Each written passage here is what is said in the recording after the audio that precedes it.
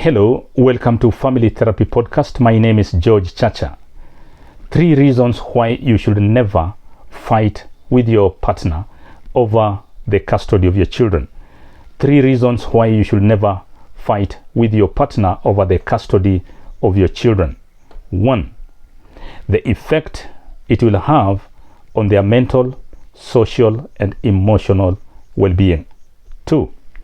The effect it will have on your mental, social, and emotional well-being. 3. The overall effect that it will have or it will affect your relationship between you and your children, and even you and your extended families. Children are not property that they should be contested. They're made up of, they're wired, their psychology is wired in a very delicate manner that needs handling with care. Do not go to courts. Do not go to children's department to seek the custody of your children. Involve them in the decision making in an amicable, or rather how you should amicably handle the whole situation. Going to court or going to children's department could yield opposite desired results. It is appropriate that both parents should sit together with their children depending on their age and candidly come up with an amicable formula that will leave, or rather will take into consideration, the well-being of the child or the children involved. Let going to court never be regarded as an option. It should only be an option when any other means has failed. But even then, I will always draw you to the story of King Solomon and the 2 women and the 1 child. How you handle your conflict, how you handle your separation, and like I've always said, at any given time when your marriage has come to an end, seek not to divorce, because divorcing is like using a hacksaw. It's painful. Seek to go separate ways in peace that will see both parties hugging and saying goodbye to each other, as difficult as it may be. The effect that your separation could have on your children, the very children that you want to have, the very children that you want to help and develop in their life, if not appropriately handled, could end up doing far more harm than the good intention that you have for the children. Children who have been exposed to this kind of conflict tend to end up with bitterness and emotional breakdown. The children will always find solace being on their own. They feel they will end up having low self-esteem. They are better off when they are alone as compared to when they are with their other colleagues. The children who have been exposed to such family conflict find solace amongst themselves and not with other children or with other families, if they are lucky. Otherwise, many of them will tend to end up being rebellious, both in the family and in the society. Children who are exposed to this kind of conflict also tend to lose hope.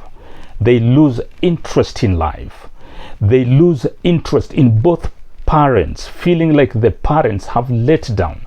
You may put up a spirited fight for your children, wanting to have custody of their children, but in the actual sense, even if you will win in the children's court, even if you will win at the children's department, you may have the custody of the children, but you will never have their heart with you. You will never have their psychology with you. You will only be having zombies within your custody, and therefore it's very important for you to consider the well-being of the children. Where do they want to be? With whom do they want to be? And even if you choose for them, and even if they're to be with their father or to be with their mother, the last statement, when you shall be handing over, when you shall be resigning from from contesting their custody, is very important also. Seek not to destroy the children that you want to protect. Seek to uphold and develop and even make stronger the children, give them hope, the reason to live, the children that you want to have custody of. Children who have been exposed to this kind of conflict lose hope in life. They despair. They don't see good in life.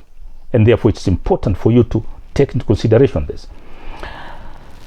I've talked about the emotional, the social, and the mental, and the social well-being of the child. Don't subject your child to your conflict. They are not a rugby ball. They are your children. They have their say. They have their need. They know exactly where they would wish to be. Let them be where they want to be. 2.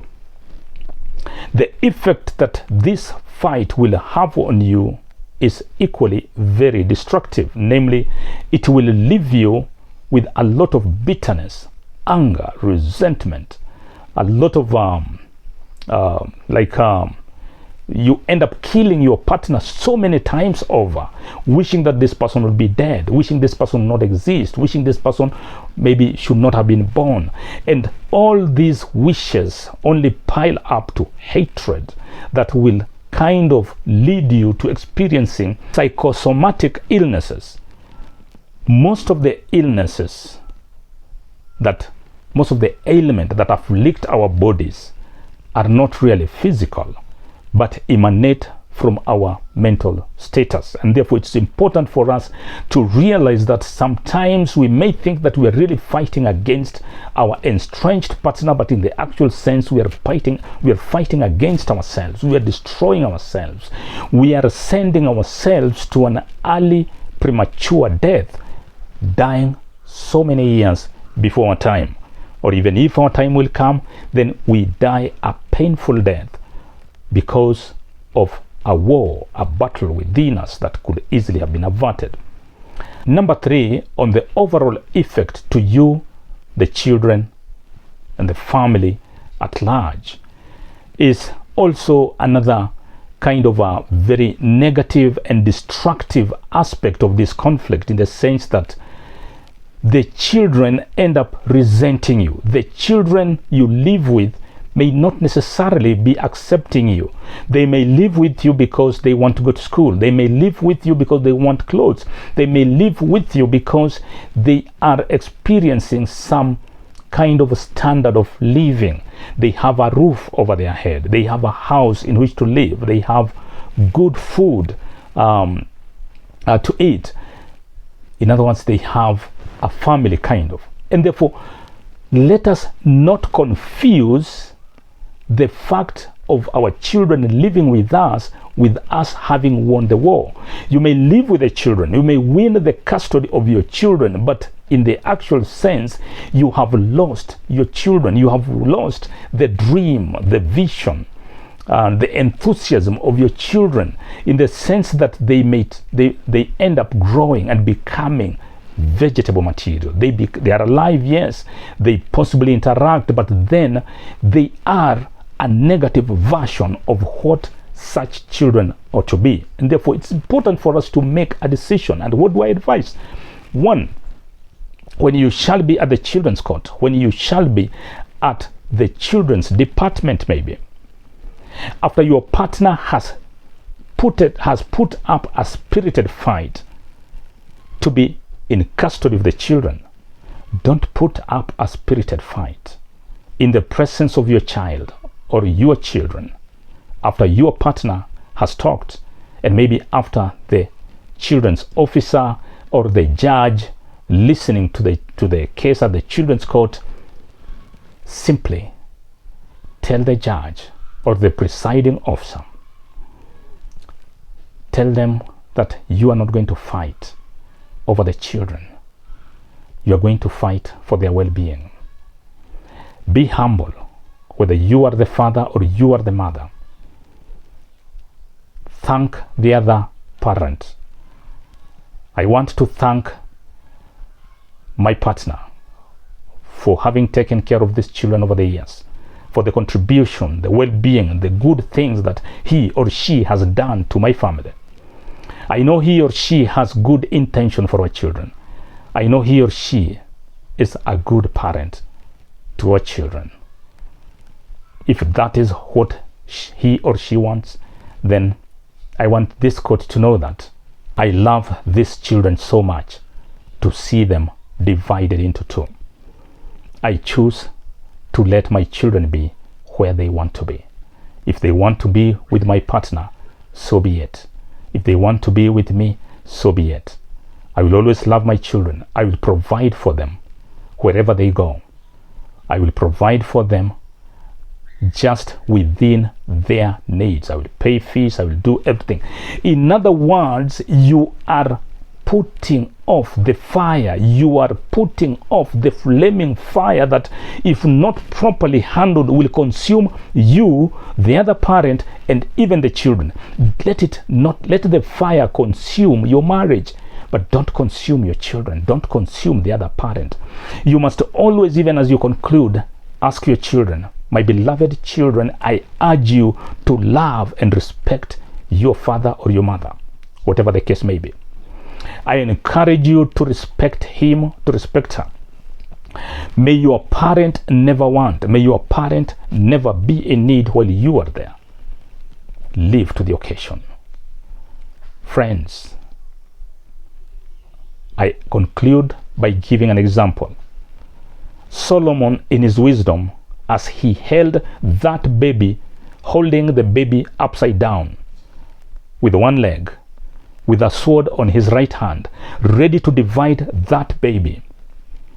The mother who truly loved the baby, the mother who was the real biological mother of the baby, said, Your Majesty, don't divide the baby. Don't kill the baby. Give the baby to the other woman. The love of a true parent will go to the extent of letting the child be even with someone who is not his or her real parent. Let us act like this woman.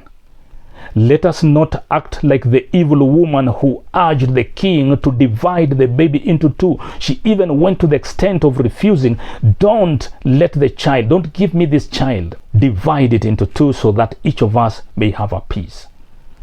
Let us be the wise woman. Let us be the true mother. Let us not fight for the custody of our children. Let us fight for their well-being, for their well-being, for their well-being. Thank you for watching. And now I request you to do 4 things. 1, share this clip with a family that you know could be going through this kind of fight or battle. 2, subscribe to this channel. 3, click the bell so that you may get every episode that comes about. 4, click the like button. Thank you.